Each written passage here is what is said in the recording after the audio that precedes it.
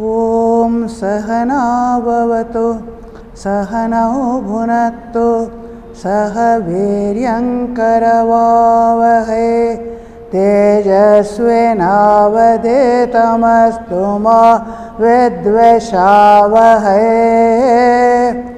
ఓం శాంతి శాంతి శాంతి. ఈరోజు కఠోపనిషత్తులో ప్రథమ అధ్యాయంలో ద్వితీయ వల్లి మొదలు పెడుతున్నాము. ప్రథమ అధ్యాయంలో నచికేతుడు యమధర్మరాజుడి ఆస్థానానికి వెళ్ళి ఆయన దగ్గర 3 వరాలని పొందగలిగాడు. 3వ వరంలో ఆయన ఆత్మజ్ఞానం గురించి, అంటే మరణానంతరం ఏం జరుగుతుంది అనే ప్రశ్న అడుగుతాడు. ఈ ప్రశ్నకి జవాబు వెంటనే యమధర్మరాజుడు ఇవ్వదలుచుకోలేదు. ఎందుకంటే మొదట ఆయనలో అర్హత ఉందా లేదా, కుతూహలంతో అడుగుతున్నాడా, ప్రలోభనలను చూపిస్తే ఆయన డైవర్ట్ అయిపోతాడా, అంత విభిన్న పరీక్షలు పెట్టి అన్ని సుఖ సంపత్తు, మహారాజు పదవి, ఏది కావాలంటే అంత ఇస్తాను అని చెప్పి, అప్పుడు కూడా నచికేతుడు ఒకే దృష్టి అదే కావాలి అని దృఢంగా అనుకున్నప్పుడు ఆయనకి ఇది తన ఉపదేశాన్ని చెప్పడం మొదలు పెడుతున్నాడు. అంటే మరణానంతరం ఏం జరుగుతుంది అని ఎవరు తెలుసుకోవాలో, మరణాన్ని మనం సరిగా ఎదుర్కోగలగాలి. దానికోసం జీవితాంతం మనం ఎలా మన జీవితాన్ని గడిపాము అది కూడా ముఖ్యంగా ఉంటుంది. మన జీవితాన్ని అతి ఆధ్యాత్మిక పరంగా మనం గడిపితే మరణాన్ని ఎదుర్కోవడానికి మనం నిర్భయంగా ఎదుర్కొంటాము. తర్వాత మనకి ఉన్నత గతి మనకి ప్రాప్తమవుతుంది అని చూస్తాం. అందుకోసం మనకి జీవితాంతం ఇది మనం ఆధ్యాత్మిక సాధన చేయవలసి వస్తుంది అని నచికేతుడు లాంటి ఒక చిన్న బాలకుడు బాల్యం నుంచే ఈ విషయాన్ని తెలుసుకోగోరుతున్నాడు. అది ఒక వృద్ధాప్యంలో ఎప్పుడు అని కాదు, మనకి ఎంత సాధ్యమో ఎంతవరకు అవుతుందో అంత చిన్నప్పటి నుంచే మనకి ఇది డెవలప్ చేసుకోవాలి అని అర్థమవుతుంది. ఈ ప్రతి ఒక్క వ్యక్తి మనం ఏది నిత్యము ఏది అనిత్యము అనే వివేకాన్ని, కొద్దిగా వైరాగ్యాన్ని, మంచి గుణాలన్నీ మనం అలవర్చుకోవాలి.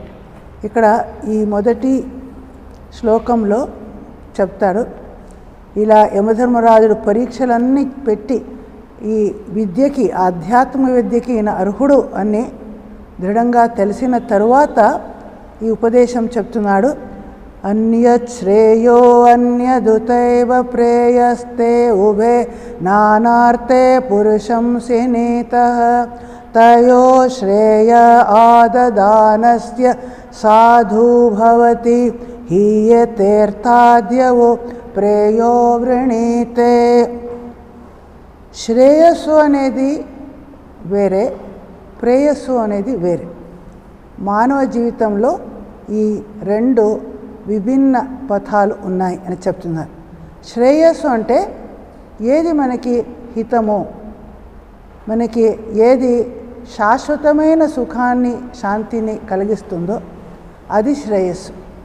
అంటే చివరికి మన మోక్షం, మన భగవద్దత్వాన్ని లాభం చేసుకోవడం, ఆత్మజ్ఞానాన్ని పొందడం, అవి మనకి ఒక శాశ్వతమైన ఒక ఆనందాన్ని, సుఖాన్ని ఇస్తాయి. అది శ్రేయస్సు అంటారు. అదే ప్రేయస్సు అంటే ఏది, మనకి ఏది ప్రియమైనదో, మనకి ఏది ప్రియంగా ఉంటుంది, వెంటనే మనకి ఇమీడియట్ రిజల్ట్ రావాలి, తాత్కాలికమైన సుఖంగా ఇప్పుడే పొందగలిగితే మనం అది చేస్తాం. చాలాసేపు దానికి చాలా ప్రయత్నించి, చాలా మనకి సహనతో ప్రాక్టీస్ చేయాలి, ఇవంతా మనకి కష్టం. సో మెజారిటీ ఎలా ఉంటారంటే ప్రియం ఏది మనకి సుఖంగా, ఆరామంగా, భోగాలతో ఉండగలుగుతాము, దానినే కోరుకుంటాం. అయితే ఈ 2 అన్యత్ శ్రేయ అన్యత్ ఉత ప్రేయ, ఈ శ్రేయో మార్గం అనేది వేరు, ప్రేయో మార్గం అనేది వేరు.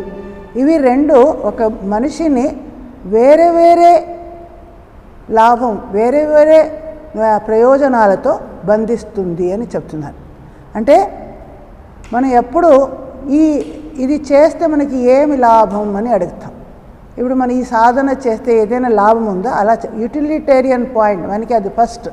ఏమి లాభం లేదంటే అది చేయడానికి మనం వెళ్ళాం. అందుకే శ్రేయస్సు అనే దానికి ప్రయోజనమే వేరే, ప్రేయస్సు ఆపతం, ఈ రెండు దృక్పథాలు మానవ జీవితంలో ఉన్నాయి. దానికి ప్రయోజనం వేరే అని చెప్తున్నారు. అంటే మన హిందూ ధర్మంలో చాలా ప్రాచీన కాలం నుంచి ప్రవృత్తి మార్గం, నివృత్తి మార్గం అని రెండు పథాలు అందరి కోసం పెట్టారు. ప్రవృత్తి మార్గం అంటే ఈ జగత్తులో ఉన్న సుఖభోగాలను మనం అనుభవిస్తూ కర్తవ్య కర్మలను చేస్తూ అలా సాధారణంగా ఎలా అందరూ ఉంటారో అలా మనం ఉంటాం. అదే మనం దానికి మన ప్రయోజనం అంటే అభ్యుదయం అంటారు. అంటే ఈ జగత్తులో మనం బాగా అన్ని విధంగా పేరు, ప్రతిష్ట, డబ్బు అన్నీ కలిసి మనకి వస్తుంది. సంసారంలో మనం బాగా ఉండడానికి మన ప్రయత్నం చేస్తాం. అదే నిశ్రేయస అనేది ఈ రెండవ పథం, అంటే నివృత్తి మార్గం. ఎప్పుడైతే ఈ సంసారంలో మనకి కలిగే దొరికే సుఖభోగాలు చాలవు, ఇది మనకి శాశ్వతమైన ఆనందాన్ని ఇవ్వలేవు అని తెలుసుకున్నప్పుడు మన మనసులో ఒక విధమైన వైరాగ్యం వచ్చి క్రమక్రమంగా ఆధ్యాత్మికంగా మనం ముందుకు వెళ్ళాలి అనే భావన మనకు వస్తుంది. అలా వచ్చినప్పుడు మన మనస్సును విషయ సుఖాల భోగాల నుంచి మనం క్రమక్రమంగా విత్డ్రా చేసుకొని నివర్తించుకొని ఆ ఆధ్యాత్మిక ఆత్మజ్ఞానం లేదా ఈశ్వర సాక్షాత్కారాన్ని కోసం మోక్షాన్ని పొందడానికి ఈ బంధన జన్మ మృత్యు అనే బంధనం నుంచి బయటికి రావడానికి మనం ప్రయత్నం చేస్తాం. అది మనం నివృత్తి మార్గం అంటాం. అంటే అందరూ నివృత్తి మార్గం అంటే సాధారణంగా మనం సన్యాసం అని అనుకుంటాము. కానీ మన హిందూ ధర్మంలో ఒక క్రమక్రమంగా ఇది మనకి అలా చెప్పారు. ఎలా అంటే బ్రహ్మచర్య, గార్హస్థ, వానప్రస్థ, సన్యాసం. అందరూ బ్రహ్మచర్యాశ్రమం తర్వాతనే ఒకేసారికి ఆ సన్యాసాశ్రమానికి వెళ్ళలేరు. గార్హస్థాశ్రమం చేస్తూ క్రమక్రమంగా వైరాగ్యం వచ్చి అలా వానప్రస్థాశ్రమం ఆధ్యాత్మిక తర్వాత లాస్ట్లో సన్యాసం స్వీకరించవచ్చు. ఏదైనా మనకి అల్టిమేట్ మన గోల్ మోక్షం, మన బంధ విముక్తి కావాలి. అందుకే మన ఎలా మనకి తెలుస్తుంది మనకి ఏది ఏ దృక్పథంలో మనం వెళ్ళాలి, మనకి ఏది కావాలి అంటే అది మన జన్మం నుంచే మన పూర్వజన్మ కర్మ ఫలం, మన స్వభావ సంస్కారాల వలన మనకు ఒక అర్హత కలుగుతుంది, మనకి అది ఆకర్షిస్తుంది. అందరినీ నివృత్తి మార్గం ఆకర్షించదు. అలా ఎవరు నివృత్తి మార్గానికి అధికారిలో వారికి ప్రవృత్తి మార్గంలో ఆకర్షణ కలగదు. అధికారులు వేరే ఉన్నారు. అందువలన అది ప్రయోజనాలు వేరే. అలాగే మనం సెలెక్ట్ చేసుకుంటాం, మనకి ఏది కావాలో అది మన దగ్గరికి వస్తే మనం అది ఎంచుకుంటాం. తయోశ్రేయ ఆదదానస్య, ఈ రెండిట్లో ఎవరు శ్రేయో మార్గాన్ని ఎంచుకుంటారో సాధు భవతి, అంటే వారికి మంగళం, మంచిది జరుగుతుంది, శుభం కలుగుతుంది. హీయతే అర్థాద్యు ప్రేయో వృణితే, ఎవరు ప్రేయో మార్గాన్ని ఎంచుకుంటారు అంటే నాకు ప్రియమైనది కావాలి, శాశ్వతం కావాలి అని లేదు, మనకి క్షణికమైన వెంటనే మనకి సుఖభోగాలు కావాలి, అది ప్రేయో మార్గం. అది శ్రేయస్సు అంటే నిజంగా నాకు అల్టిమేట్లీ ఏది హితమో అది ఆత్యంతిక సుఖం ప్రాప్తి, మోక్ష ప్రాప్తి అంటారు. అదే ఇప్పుడు ప్రేయో మార్గాన్ని ఎవరైనా అలా ఎంచుకుంటే వారికి ఏమవుతుంది, అర్థాద్యవు వారు హ్రియతే, అంటే వారు మన చివరి లక్ష్యం నుంచి చ్యుతులైపోతారు. అంటే పురుషార్థం అంటే మనకి 4 చెప్తాము, ధర్మ, అర్థ, కామ, మోక్ష అంటాం.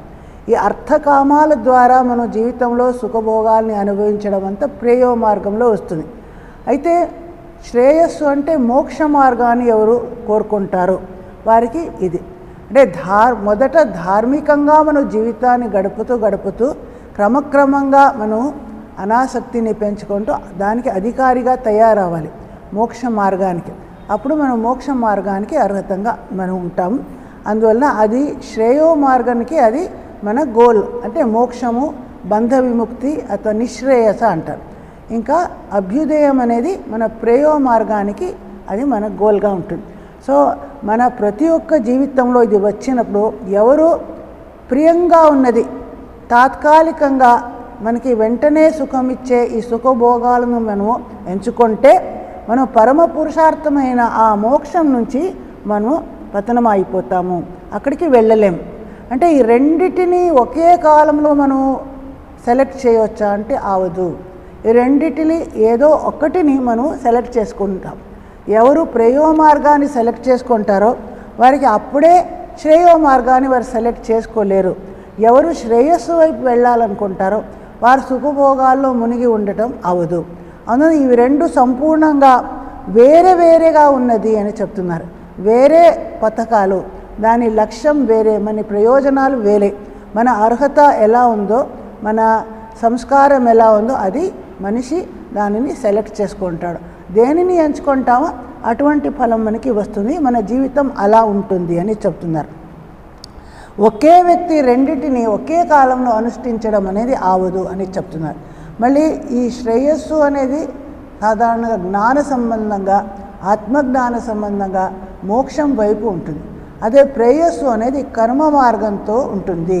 ఈ జగత్తులో విభిన్న కర్మాలను మన ఆచరిస్తూ క్రమక్రమంగా మన ఏది కావాలో సుఖభోగాలను పొందే వైపు ఉంటుంది. అందువలన శంకరాచార్యులు చాలాసార్లు చెప్పేది ఏమంటే జ్ఞానము కర్మము రెండు ఒకే టైంలో ఉండవు. ఎవరు జ్ఞానం కోరుకుంటారో వారి కర్మ మార్గంలో, అంటే కర్మ అంటే ఇక్కడ నిష్కామ కర్మాని గురించి మనం చెప్పము, ఇక సకామ కర్మంతో సుఖభోగాలు కావాలి, ఐశ్వర్యం కావాలి అనుకుంటారో వారికి జ్ఞాన మార్గం అనేది దూరంగా అయిపోతుంది. అదే ఎవరు ఆ జ్ఞానం కావాలి, మోక్షం కావాలి అని కోరుకుంటారో వారికి ఈ సుఖభోగాల నుంచి మనకి కొద్దిగా దూరంగా మమ్మల్ని విత్డ్రా చేసుకోవాలి, త్యాగం చేయాలి, ఇలా అవుతుంది అని చెప్తారు. తర్వాత ఈ రెండుని స్వీకరించడానికి మనకి స్వాతంత్రం ఉన్నది. మన ముందు ఈ రెండు పథకాలు మనకు కనిపిస్తాయి. రెండు మనకి శ్రేయశ్చ ప్రేయశ్చ మనుష్యమేతత్ తౌ సంపరీత్య వివినక్తి ధీరః. శ్రేయశ్చ ప్రేయశ్చ మనుష్యమేతత్ తౌ సంపరీత్య వివినక్తి ధీరః. శ్రేయో హి ధీరోభి ప్రేయసో వృణీతే ప్రేయో మందో యోగక్షేమాద్వృణీతే. ఈ రెండు పథకాలు శ్రేయ ప్రేయ, ఈ రెండు పథకాలు ప్రతి ఒక్క మానవుణ్ణి సమీపిస్తుంది. మనం పెరిగే కొద్దీ మన ముందు కనపడుతుంది ఇది కావాలా అది కావాలా ఆప్షన్ ఉంటుంది. అది అంటే మనకి మన అర్హత ఎలా ఉంటుందో అలా మనము ఎంచుకుంటాం. కానీ రెండుకి మనకి సెలెక్ట్ చేసుకోవడానికి ఫ్రీడమ్ ఉన్నది. ఉన్నా అందరూ శ్రేయస్సుని మనం ఎంచుకోము, ప్రేయస్సు వైపు వెళ్తాం. చాలా మెజారిటీ అందరూ ప్రేయస్సు వైపే వెళ్తారు. ఇది ఎందుకు అంటే ఇక్కడ చెప్తున్నారు, ఈ రెండూ మమ్మల్ని సమీపిస్తాయి. కానీ ధీరః, ఎవరైనా ధీర అంటే పరిపక్వమైన బుద్ధి ఉన్నవాడు అని అర్థం. అది ఒక మెచ్యూర్ ఇంటలెక్ట్. అది ఎవరికైతే ఏది మంచిది ఏది చెడ్డది అని బాగా అర్థమవుతుందో, వివేచనా శక్తి అనేది ఉందో, ఏది నిత్యమో ఏది అనిత్యమో అనేది విశ్లేషణ చేసే ఆ బుద్ధి ఉంటుందో వారికి ధీర అంటాం. వారు సాహసము ధైర్యము ఉండటం మాత్రమే కాదు, ఇలా ఒక సరి తప్పును వివేచన చేసి అర్థం చేసుకునేవారు. అటువంటి వారు ఈ రెండుని విశ్లేషణ చేసి సంపరీత్య శ్రేయో హి ధీరో అభిప్రేయసో, ధీరుడైన వ్యక్తి శ్రేయస్సునే అనుసరిస్తాడు, దానినే పొందడానికి ప్రయత్నిస్తాడు. అదే ప్రేయ మంద బుద్ధి ఉన్నవారు, ఎవరి బుద్ధి ఇంకా తమోగుణంతో అచ్ఛన్నంగా ఉందో, ఇంకా అజ్ఞానం అనేది మమ్మల్ని ఆవరించి ఉందో, అప్పుడు మనకి సహజంగానే ఆ లైఫ్లో మనకి ప్రవృత్తి రాదు. ఆధ్యాత్మిక పరంగా మనకి వెళ్ళాలి, సత్యాన్ని తెలుసుకోవాలి, మన భగవద్ దర్శనం కావాలి, ఇలాంటి ఆలోచన మనకి రావు. దేనితో మన సుఖభోగంతో ఉండగలుగుతాము అదే కోరుకుంటాం. ఎవరికి తెలుసు మన మరణానంతరం ఉంటామో లేదో. ఇప్పుడే ఉన్నంతవరకు మనం బాగా ఆనందించి ఉండగలుగుతున్నాం, మన తర్వాతది ఎందుకు ఆలోచించాలి, ఇలాంటి భావనలు వస్తాయి. ఎందుకంటే మనకి మంద బుద్ధి ఉంది, అలాంటి దూరదృష్టి సంపన్నంగా మనం లేవు. ధీరులు అంటే దూరదృష్టి సంపన్నంగా ఉన్నారు అని అర్థం. వారు అలా శ్రేయస్సును, అది ఏది హితమో శాశ్వతమైన సుఖాన్ని మనకి ఇస్తుందో దానినే వారు కోరుకుంటారు. అదే మందబుద్ధి ఉన్నవాళ్ళు ప్రేయో వృణీతే, ప్రేయస్సు కావాలి అని కోరుకుంటారు. ఏది ప్రియంగా ఉంటుందో, ఇమీడియట్ సాటిస్ఫాక్షన్ వస్తుందో దానిని వారు కోరుకుంటారు. అంటే యోగక్షేమాద్వృణితే, యోగక్షేమాన్ని ఆశిస్తారు, కోరుకుంటారు, వరిస్తారు. యోగక్షేమ అంటే ఏమిటి? యోగా అంటే అప్రాప్త వస్తువుని ప్రాప్తించుకోవడానికి ప్రయత్నించడం అంటారు. లేని దానిని పొందడానికి ప్రయత్నం. అంటే క్షేమ అంటే ప్రాప్తించుకున్న వస్తువుని పరిరక్షణ చేయడం, ఉన్నదానిని మనం ప్రొటెక్ట్ చేసుకోవాలి. అంటే మనం ఎన్నో అర్జన చేస్తాం, ధనము, సంపత్తు, పరివారము, ఫ్యామిలీ, ఇవన్నీ మనం విద్యార్జన అన్నీ ఉద్యోగం అన్నీ తెచ్చుకోవడము, అది ప్రవృత్తి మార్గంలో అదే మన పథం. ఆ తర్వాత దేనిని పొందామో అది మన చేజారిపోకుండా, కోల్పోకుండా చివరి వరకు ఉండాలి. ఈ పరిరక్షణలో బాకీ టైం అంతా మనకి పోతుంది.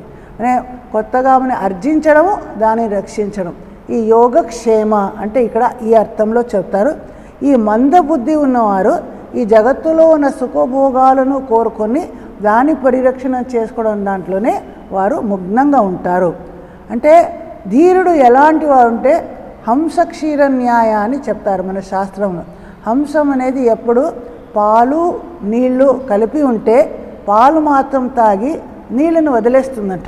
అలాంటి అదికి దానికి బుద్ధి ఉంటుంది. అలాగే ఆధ్యాత్మిక ప్రవృత్తి ఉన్న ధీరులో ఈ సాంసారిక సుఖభోగాలను వదిలిపెట్టి ఆధ్యాత్మికతనే వారు ఎంచుకుంటారు, అదే కోరుకుంటారు అని మనకి చెప్తారు.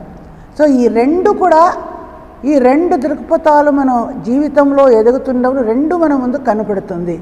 దేనినో ఒక్కని మనం సెలెక్ట్ చేసుకోవాలి. ఇంకొకటి ఏమిటి, ఇవి రెండు చాలాసార్లు వ్యామిశ్రేణ అంటున్నారు. అంటే మనకి క్లియర్గా అర్థమవుతుంది, ఇది నిజంగా నాకు మంచిదా, ఇది ప్రియమా, అది కూడా మనకి విశ్లేషణ చేసి అన్నిసార్లు మనం అర్థం చేసుకోలేం. విశేషంగా మనలో మందబుద్ధి ఉంటే, అలా తమోగుణంగా ఉంటే, అజ్ఞానం ఎక్కువ ఉన్నవారికి మనకి ఇది అవదు. అందువలన మనం వెంటనే మనకి ఏ సుఖం ఇస్తుందో అదే మేము సెలెక్ట్ చేసుకుంటాము. అది మందబుద్ధి ఉన్నవాళ్ళు ప్రేయాన్ని అంటే మనకి ఇష్టమైనది, ప్రియమైనది తీసుకుంటాం. అదే ధీరుడైన వాడు మన ఈ శాశ్వత సుఖాన్ని మాత్రం బాగా ఆలోచించి విశ్లేషణ చేసి ఇది అనిత్యము, ఇది నిత్యము అని వేరు చేసి ఆ నిత్యంగా ఏది ఉంటుందో ఆ ఆత్మసాక్షాత్కారం కానీ, ఆ బ్రహ్మజ్ఞానం కానీ, అథవా పరమాత్మ దర్శనం కానీ అది కావాలి అని మనం కోరుకుంటాము. ఈ తేడాని మనం గమనించుకోవాలి అని, ఒకటిని విడిచిపెట్టి ఇంకొకటిని స్వీకరించాలి. రెండును ఒకేసారి శ్రేయస్సు ప్రేయస్సు రెండిట్లో వెళ్తాను అంటే అది అవదు. ఒకటిని వదిలితే ఇంకొకటి మనం బాగా ముందుకు వెళ్తాము. రెండు దారిలో ఒకేసారి మనం వెళ్ళలేము అని చెప్తున్నారు. సత్వం ప్రియాన్ ప్రియ రూపాంశ్చ కామాన్ అభిధ్యాయన్నచికేతోత్య సాక్షి నైతాం శృంకాం విత్తమయీమవాప్తో యస్యాం మజ్జంతి బహవో మనుష్యాః. అలా ఉన్నప్పుడు నువ్వు ఒక చిన్న కుమారుడైన సత్వం ప్రియాన్ ప్రియమైన వస్తువులు, ప్రియ రూపాన్ ప్రియమైన అందమైన రూపాలు ఉన్న ఈ స్త్రీలు, ఎన్నో మన ఏనుగులు, ఎన్నో వస్తువులను ఇచ్చాడు యమధర్మరాజుడు ఆయనకి ప్రలోభనం చేయడానికి పెట్టినప్పుడు.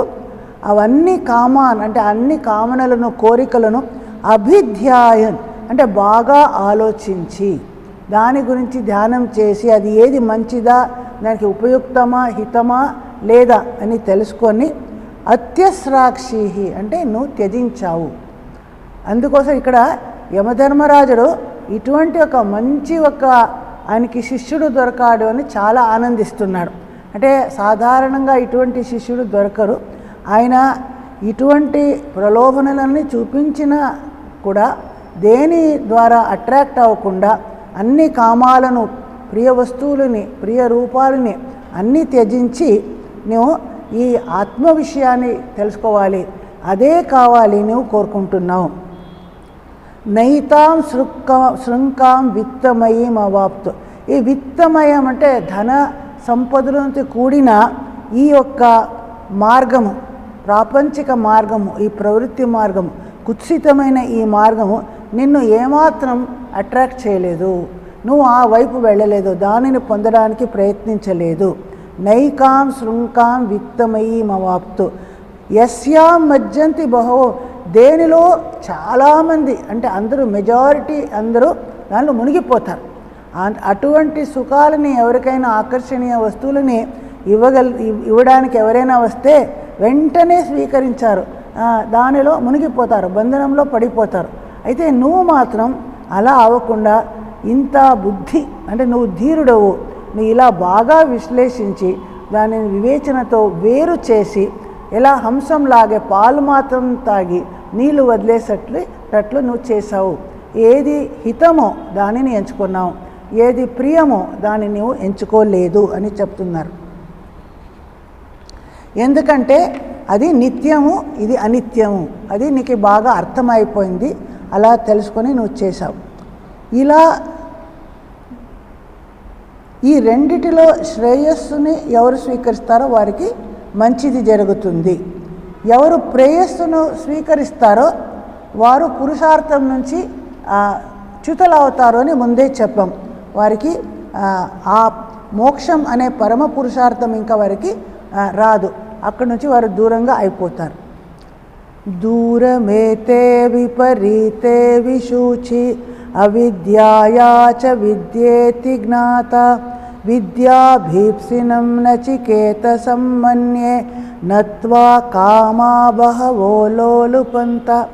ఇంకా యమధర్మరాజుడు నచికేతుని ప్రశంస చేయడంలోనే ఉన్నాడు. ఆయనకి ఎంత ఆనందంగా ఉంది, ఇంత మంచి శిష్యుడు దొరికాడు అని ఆయనకి చాలా ఆయన మెచ్చుకుంటాడు. ఇక్కడ విద్య అవిద్య అని రెండు శబ్దాలను వాడుతున్నారు. దూరం ఏతే విపరీతే విశూచి అవిద్యాయాచ విద్యేతి. ఇక్కడ విద్య అంటే ఏది మమ్మల్ని ఆధ్యాత్మికంగా ఆత్మవైపునికి వెళ్ళడానికి, భగవత్ సాక్షాత్కారానికి సహాయం చేస్తుందో అది విద్య. ఏది ప్రాపంచిక విషయ వస్తువుల వైపు మమ్మల్ని తీసుకెళ్తుందో అది అవిద్య అని ఇక్కడ అర్థం. మనకి ఇప్పుడు సడన్గా గుర్తుకు వచ్చింది, మాస్టర్ మహాశయ్ శ్రీరామకృష్ణ దగ్గరికి వచ్చినప్పుడు నీ భార్య ఎలాంటిది అంటే ఆయన ఆమె అలా బుద్ధి లేదు, ఆమె కొంచెం అని చెప్తే శ్రీరామకృష్ణ నువ్వు మహా విద్యావంతుడా, నువ్వు మహాజ్ఞానియా, ఆమె అజ్ఞాని అంటున్నాడు. అంటే ఇది వరకు మాస్టర్ మహాశయ అనుకున్నారు, చాలా కాలేజీలో చదివి ఎన్నో డిగ్రీలు సంపాదిస్తే అది విద్య అంటే. ఆయనకి అప్పుడు అర్థమైందంట, ఎవరు ఆధ్యాత్మికంగా ముందుకు వెళ్ళారో వారికే విద్య ఉంది. ఈ విషయ వస్తువుల గురించి మీరు ఎంత తెలుసుకున్నా అది నిజమైన విద్య కాదు. అందుకే అజ్ఞాని జ్ఞాని ఎవరు అనేది డిఫరెన్స్ ఆయనకి అప్పుడు అర్థమవుతుంది. అంటే మన ముండకోపనిషత్తులో పరావిద్య అపరావిద్య అని వస్తుంది. యయా తత్ అక్షరం అధిగమ్యతే, దేని ద్వారా అక్షర బ్రహ్మ వస్తువుని తెలుసుకోగలుగుతామో అది పరావిద్య అంటే సుపీరియర్ విద్య. ఇంకా అపర అంటే ఇంకా అన్ని వేరే ఎన్ని శాస్త్రాలు ఉన్నాయి జగత్తులో, సైన్సెస్ ఎన్ని ఉన్నాయో అవన్నీ దాని అపరావిద్య క్రింద వస్తుంది. ఇక్కడ విద్య అవిద్య ఈ రెండు సంపూర్ణంగా విపరీతమైనది. దూరం అంటే దూరంగా వెళ్తాయి, వేరే ఇట్స్ కంప్లీట్గా వేరే. విపరీతే అంటే ఆపోజిట్గా ఉంటాయి. ఎలా చీకటే వెలుగు చెప్తారు, ఈ ఆత్మ అనాత్మ అనేది చీకటే వెలుగులాగే విరుద్ధంగా ఉంటాయి స్వభావంలో. అలాగే విద్య అవిద్య, విద్య అనేది ఆత్మజ్ఞానం వైపు తీసుకెళ్తుంది, అవిద్య అనేది విషయ వస్తువు వైపు తీసుకుంటుంది. ఇవి రెండు సంపూర్ణంగా పరస్పర విరుద్ధమైనవి. అటువంటి వేరేగా ఉన్నది అటువంటిది. అయితే నచికేతసం విద్యా అభీప్సినం మన్యే, నేను నచికేతుడికి విద్యాని కోరుకుంటున్నాడు అని నేను అనుకుంటున్నాను, నేను భావిస్తున్నాను. ఎందుకంటే ఈ అన్ని కామనలు నత్వా కామా బహవో లోలుపంద, విభిన్న కామనలు కోరికలు ఎన్ని నేను ఆకర్షణీయ వస్తువులను ఇచ్చినా అవి ఏవి నిన్ను చేయలేదు, ఏవి నిన్ను డైవర్ట్ చేయలేదు. అందుకే నువ్వు విద్యనే కోరుకుంటున్నావు. అవిద్యని కూరుకోలేదు అని నేను భావిస్తున్నాను. ఈ రెండు అంటే ఏది ఇక్కడ అంటే ఇప్పుడే చెప్పిన ప్రేయస్సు ఏది ప్రియమైనదో అది అవిద్య వైపు మమ్మల్ని తీసుకెళ్తుంది. ఏది శ్రేయస్సు అంటే విద్య అనేది మనకి శ్రేయస్కరమైనది, పరమ పురుషార్థమైనది, అటువైపు తీసుకెళ్తుంది. అది మనము శ్రేయస్సు అనుకుంటాం. ఈ రెండు సంపూర్ణ భిన్న పథాలు. ఇది మనం తెలుసుకోవడం కష్టం సాధారణ వ్యక్తులకి, కానీ నచికేతుడికి అది బాగా అర్థమైపోయింది. ఎందుకంటే ఆయన ఎన్నో సుఖభోగాలని పొందగలిగాను, కానీ ఆయన అవంతా ఒకేసారి రిజెక్ట్ చేసి ఈ విద్య ఆ పరమ పురుషార్థాన్ని ఆయన కోరుకుంటున్నాడు. కాబట్టి ఆయన ప్రలోభనతో వంగిపోలేదు అని చెప్తున్నాడు. అయితే ఎవరైతే ఈ ప్రియాన్ని సుఖభోగాలని అనుసరిస్తారో వారి గతి ఎలా ఉంటుంది అంటే అవిద్యాయామంతరే వర్తమాన స్వయం ధీరా పండితం మన్యమాన దంద్రమ్యమాణ పర్యంతి మూఢ అంధే నైవ నీయమానాయథాందాః. అవిద్యాయాం అంతరే వర్తమాన. ఈ అజ్ఞానులు మూఢులు ఎవరు ఉన్నారో వారు అవిద్యలో అజ్ఞానంలో వారు సంపూర్ణంగా మునిగిపోయి ఉంటారు. అది మమ్మల్ని కప్పేస్తుంది. మన లోపల ఉన్న జ్ఞానాన్ని ఆత్మబుద్ధిని సంపూర్ణంగా కప్పి ఉంటుంది.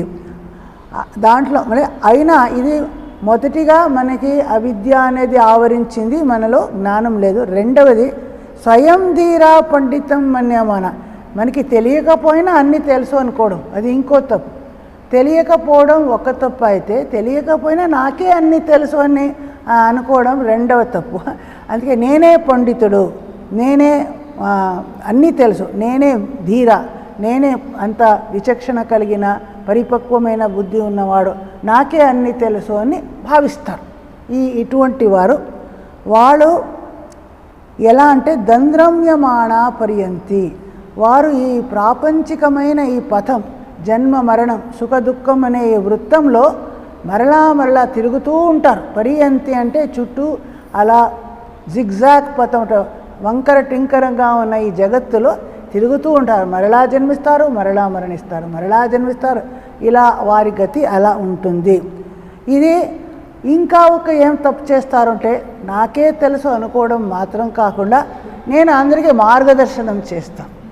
మొదటిలా నాకు తెలియదు, నేను అంతా తెలుసు అనుకుంటాను. తర్వాత తెలిసితే నేను ఊరుకుంటే పర్వాలేదు, నేను మాత్రం నష్టపోతాను. అలా కాకుండా అందరికీ తెలుసు అని నేను ఉపదేశం ఇవ్వడానికి వదిలిపెడతాను అనుకోండి. అలా అంధేనైవ నియమాన అథాంద. ఇది ఎలా ఉందంటే ఒక అంధుడైన వాడు కళ్ళు తను చూడలేడు, ఇతర అంధులకి దారి చూపిస్తున్నా. నువ్వే నీకు దారి కనిపించదు, నువ్వు ఎక్కడో ఒక గుంటిలో పడిపోతావు, ఎక్కడ వెళ్తున్నావు నువ్వు చూడలేవు. నువ్వు ఇంకా అందరినీ రండి నేను మీకు చూపిస్తాను అని చూపిస్తే అందరినీ నువ్వు వారికూ తెలియదు నీకు తెలియదు, అందరూ ఒక అందకూపే పత్తం తిన్న అందకు ఎక్కడో ఒక గుంటిలో అందరూ పడిపోతారు. అలా అయిపోతుంది అని చెప్తున్నారు. ఎలా ఒక గుడ్డివాణి నడిపించబడే గుడ్డివారు, అందరూ అంధులు, ఒక అంధుడు గైడెన్స్ చేస్తే ఎలా ఉంటుందో అలా వారు నీకే తెలియదు, నువ్వు అందరికీ గైడెన్స్ ఎందుకు చేయాలి, అది అలాంటి బుద్ధి. ఇది అవిద్య ఉన్నవాడు. అజ్ఞానులు ఇలా ఉంటారు. ఎలా ఉంటారు అని ఇక్కడ చెప్తున్నారు. న సాంపరాయ ప్రతిభాతి బాలం ప్రమాద్యంతం విత్తమోహేన మూఢం అయం లోకో నాస్తి పరయితి మాని పునర్వశపద్ ఆపద్యతే మే. ఇటువంటి వాళ్ళని బాలం అని, బాల అంటే చిన్నవాడు. చిన్నవాడు అంటే ఇక్కడ వయస్సులో చిన్నవాడు అని కాదు, బుద్ధిలో జ్ఞానంలో చిన్నవాడు. మనం చైల్డిష్ అండ్ చైల్డ్ రెండుకి డిఫరెన్స్ చేస్తాం. చైల్డ్ అంటే నిజంగా శిశు, ఇంకా చైల్డిష్గా ఉండడం అంటే పెద్దవారైనా చిన్నపిల్లలాగే మనస్తత్వం ఉంటే వారికి చైల్డిష్గా ఉన్నారు అంటాం. అలా ఈ బాలం అంటే వీరికి వయస్సులో పెరిగి ఉన్న జ్ఞానం లేదు, అజ్ఞానంలో మునిగి ఉన్నారు, విషయ సుఖభోగాలని ఆదర్శంగా పెట్టుకుంటున్నారు. ఇటువంటి వారికి నా సాంపరాయం ప్రతిభాతి. సాంపరాయ అంటే మరణానంతరం పరలోకం అనేది ఒక హయ్యర్ వాల్యూస్, ఉన్నతమైన విలువలు వారికి గోచరించవు, వారికి కనపడదు. ప్రమాద్యంతం విత్త మోహేన గుణం. విత్త అంటే ధన సంపదలు మోహగ్రస్తులాయి దానిలో వారు మగ్నంగా పోయి మూఢులైపోతారు, ప్రమాదంగా ప్రవర్తిస్తున్నారు, తప్పుదారిలో వెళ్ళిపోతున్నారు. వారు ఏమనుకుంటున్నారు, వారికి అయం లోక, ఇదే జగత్తు, ఈ జగత్తులోనే సుఖభోగాలు ఉన్నాయి. నా పరం అంటే నా అస్తి పర, దీనికంటే వేరే ఏమీ లేదు, ఇక్కడే ఉందాం, తర్వాత ఏమవుతుంది. చార్వాకులోని మన భారత దర్శన శాస్త్ర చార్వాకులకు కూడా ఒక స్థానం ఉంది. వారు ఇలాంటి వారంట. వారు రుణం కృత్వా ఘృతం పిబేత్ అంటారు. అంటే రుణం చేసి అప్పు చేసి అయినా మరి నెయ్యి తినాలి, కానీ అంటే ఉన్నంతవరకు సుఖభోగాలను అనుభవిద్దాం, చనిపోయిన తర్వాత ఉంటామో లేదో ఎవరికి తెలుసు, ఉన్నంతకాలం సుఖభోగాలను చూద్దాం. ఇటువంటి వారు ఈ లోకమే సర్వస్వం, ఇక్కడ ఉన్న సుఖభోగాలే సర్వస్వం, దానికి తర్వాత ఏమీ లేదు అని అనుకుంటారు. అటువంటి వారు పునర్వశం ఆపద్యతే మే, పునః వారు జన్మ మృత్యులో పడి నా చేతిలో పడతారు, నా వశం అయిపోతారు. అంటే యమధర్మరాజుడు చెప్తున్నాడు, ఇటువంటి సంసార బంధనంలో మునిగి మరలా నా వశానికి వారు వచ్చేస్తారు, అటువంటి వారిది అని చెప్తున్నారు. అంటే వీరు భోగసుఖమే సర్వస్వం అని అనుకున్నవారు. ఆధ్యాత్మికత అవంత వారికి వారికి ఎటువంటి ఇంట్రెస్ట్ ఉండదు. ప్రమాదం అంటే ఇది ఒక ఏమీ తెలియకుండా ఒక అజ్ఞానంతో మూఢత్వంతో ఒక తప్పుదారిలో వారు వెళ్ళిపోతున్నారు. అదే దీనికి భిన్నంగా ఆధ్యాత్మికంగా ఉన్న వాళ్ళ పథం వేరేగా ఉంటుంది. అయినా అది అంత సహజంగా అందరికీ మనకి లభించదు అని చెప్తారు. శ్రవణాయాపి బహుభిర్యో న లభ్య శృణ్వంతోపి బహవోయం న విద్యు ఆశ్చర్యో వక్త కుశలోస్య లబ్ధ ఆశ్చర్యో జ్ఞాత కుశలానుశిష్ట. ఈ ఒక ఆత్మసంక్రాంతమైన విషయం, ఆధ్యాత్మిక విషయం అనేది శ్రవణాయాపి వినడానికి కూడా చాలామందికి అవకాశమే దొరకదు. అంటే ఈ జగత్తులో ఎన్నో లక్ష కోటి మందులు ఉన్నారు, వారికి ఆధ్యాత్మికత అనేది ఉంది, ఒక భగవంతుడు ఉన్నాడు, ఈశ్వరుడు ఉన్నాడు, ఆత్మజ్ఞానాన్ని పొందాలి, ఇటువంటి విషయాలు వారి చెవికే పడదు, వారు వినరు, వారికి అవకాశమే దొరకలేదు. అటువంటిది వారు అంటే ఇంకా వారికి చాలా జన్మలు కావాలి, తర్వాతే వారు ఇంకా ఎవల్యూషన్లో ముందుకు వెళ్ళగలుగుతారు. అయినా విన్న మాత్రం అర్థమైపోతుందో అదొకాడు. శ్రవణాయాపి బహుభిర్యో న లభ్య, వినడానికే అవకాశం చాలామందికి దొరకదు.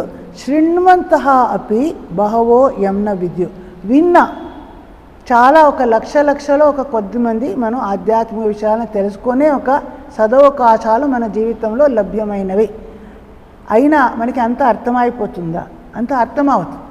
ఎందుకంటే దానికి ఇంకా అర్హతను మనం పొందలేదు, దానికి కావలసిన సాధనలు చేయలేదు, కాబట్టి విన్నా చాలామందికి ఇది అర్థం అవ్వదు.